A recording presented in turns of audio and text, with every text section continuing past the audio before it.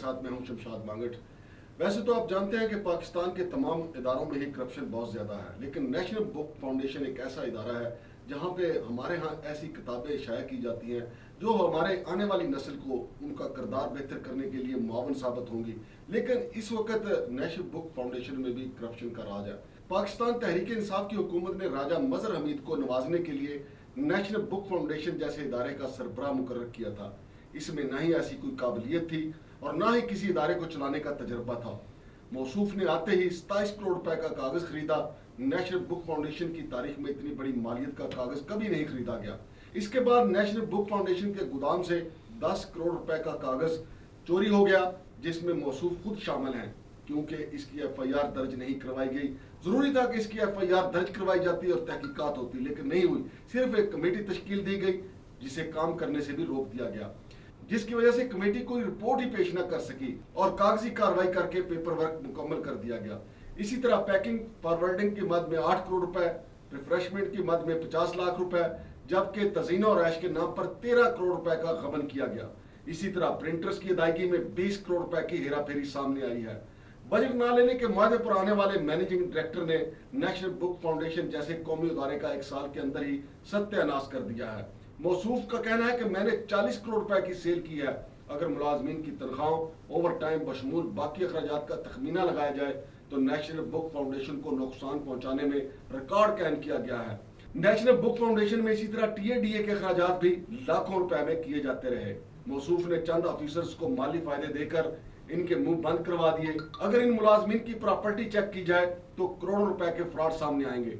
राजा मजहर हमीद को MP2 में तैनात किया गया था, जिसको सरकारी गाड़ी के इस्तेमाल की इजाजत नहीं थी, लेकिन जनाब ने इसका बेदरेक इस्तेमाल किया और अभी तक कर रहे हैं। गाड़ियों के अखराजात की मद में 3 करोड़ रुपए से ज्यादा के अखराजात सामने आए हैं। नेशनल बुक फाउंडेशन के मुल्क भर में 25 से ज्यादा झैली दफातर और रेलवे शॉप्स काम कर रहे थे, लेकिन राजा मजहर हमीद ने चार्ज संभालते ही चंद माह में 8 से ज्यादा रेलवे बुक शॉप्स और झैली इदारे दफातर खत्म करवा दिए हैं। इससे अंदाजा लगाया जा सकता है कि उनके इरादे क्या हैं और वो कौमी इदारे को किस तरीके से बर्बाद कर रहे हैं और किताबों को फरोग देने की बजाय करप्शन को फरोग देने पे तुले हुए हैं। अगर करप्शन का सिलसिला यूं ही चलता रहा तो इसमें कोई कुछ बाइद नहीं कि आइंदा माली साल में नेशनल बुक फाउंडेशन का खसारा 80% हो जाएगा। नेशनल बुक फाउंडेशन में करोड़ों रुपए की गाड़ियां मौजूद थी, जिस पर मोबाइल सर्विस के जरिए मुख्तलिफ सकाफती और अदबी त्योहारों, किताब मेलों, किताब के फरोग के लिए गाड़ियां भेजी जाती थी और तालिब इल्मों के लिए मुख्तलिफ यूनिवर्सिटियों में किताब मेले लगाए जाते थे।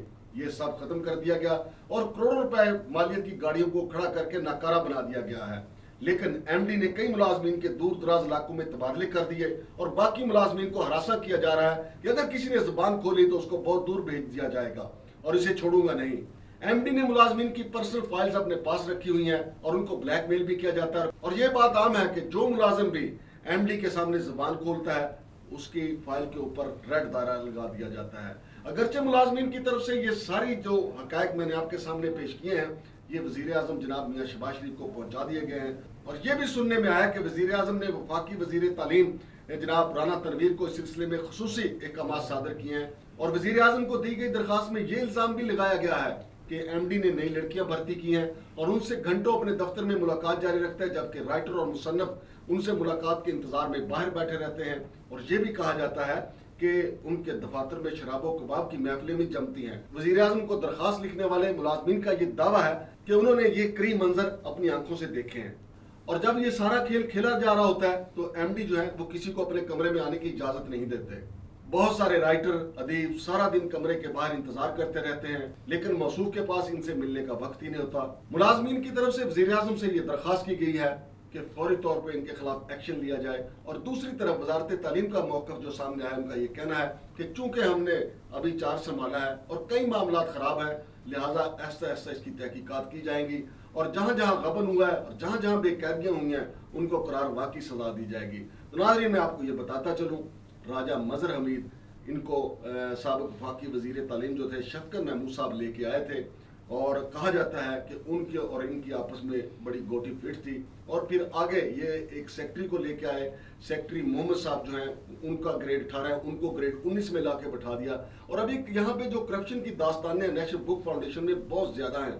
ابھی یہ صرف ایک جھلک آپ کے سامنے نظر آئی، ابھی ٹریلر چلا ہے، ابھی پوری فلم چلنا باقی ہے۔ اب دیکھتے ہیں کہ وزارت تعلیم جو ہے اس کی تحقیقات کو کیا شکل دیتی ہے، کیا جو باقی ماندہ مدت ہے حکومت کی اس میں یہ تحقیقات مکمل ہو پائیں گی یا نہیں۔ اور کہا جاتا ہے کہ ایم ڈی راجہ مظہر امین جو ہے وہ اس حوالے سے بڑے کاریگر ہیں، وہ تحقیقات کو رکوانے میں، سرد خانے کی نظر کروانے میں بڑا باریک کام جانتے ہیں کہ کس طرح فائل کو رکوانا ہے اور کس طرح اس پہ تحقیقات نہیں ہونے دینی۔ لیکن رانا تنویر صاحب کے لیے یہ چیلنج ہے کہ وہ یہ دیکھیں کہ نیشنل بک فاؤنڈیشن کو یہ دیمک کہاں سے لگی اور اس کا علاج کیا ہے۔ اگر اس دیمک کا علاج نہ کیا گیا تو نیشنل بک فاؤنڈیشن جو ہے وہ اس وقت تباہی کے دہانے پہ کھڑا ہوا ہے۔ ناظرین، جو رپورٹ وزیر اعظم کو جائے گی وہ بھی ہم آپ کو آگاہ کریں گے، وزیر اعظم کو کیا بتایا گیا ہے۔ رانا تنویر صاحب سے بھی ہم رابطے میں ہیں کہ وہ اس سلسلے میں کیا ایکشن لے رہے ہیں۔ شمشاد مانگڑ کو اجازت دیجیے، اللہ حافظ۔